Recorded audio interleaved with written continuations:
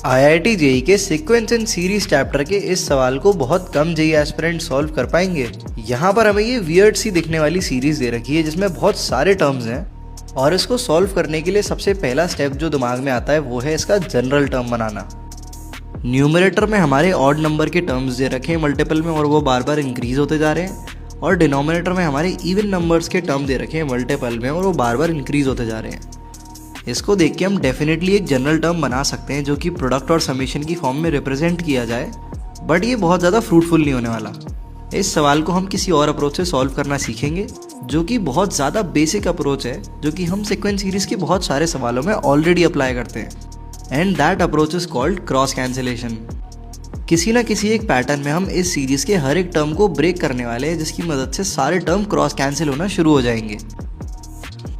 अब वो ब्रेक करने की जो आर्ट है वही इस सवाल का की एलिमेंट है।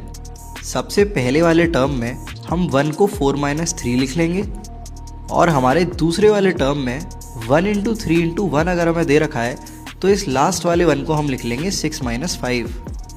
और अगर हम पहले वाले टर्म को ब्रेक करें तो वो हमारा देखने में कुछ ऐसा आएगा। 4 को क्रॉस कैंसिल करेंगे तो अल्टीमेट एक्सप्रेशन हो जाएगा 1/2 - 3/2 × 4। और सेम चीज़ हम सेकेंड वाले टर्म के साथ परफॉर्म करेंगे and it will turn out to be 3/2 × 4 - 1 × 3 × 5 /2 × 4 × 6। यहाँ पर हम क्लियरली ऑब्जर्व कर सकते हैं कि ये दो टर्म क्रॉस कैंसिल हो रहे हैं और 1/2 एज इट इज़ इंटैक्ट रह जाएगा। इसके साथ साथ हमें एक और हिंट मिल चुका है कि अगर हम सेम प्रोसेस को हर टर्म के साथ रिपीट करते हैं तो हमारे सारे टर्म्स क्रॉस कैंसिल होना शुरू हो जाएंगे।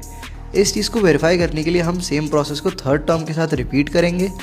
यहाँ पर हमें 1 × 3 × 5 दे रखा है, इसमें हम मल्टीप्लाई करेंगे 8 - 7 का विच इज़ नथिंग बट 1, और फिर से इस टर्म को दो टर्म्स में स्प्लिट कर देंगे, जहाँ से एक टर्म हमारा बन के आएगा प्लस का 1 × 3 × 5 /2 × 4 × 6।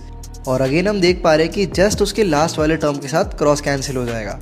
तो यहाँ से हमें पता चल चुका है कि अगर ये सीरीज़ इन्फिनिटी तक चलती गई तो सारे टर्म क्रॉस कैंसिल होते जाएंगे और जो इन्फिनिटी पे बैठा टर्म होगा वो टेंडिंग टू 0 होगा, जिसकी वैल्यू इनसिग्निफिकेंट होने वाली है। दैट इज़ वाई इस सीरीज़ की एक्चुअल वैल्यू हमारी 1/2 के बराबर होगी। And that's how this question was suppose to be solved.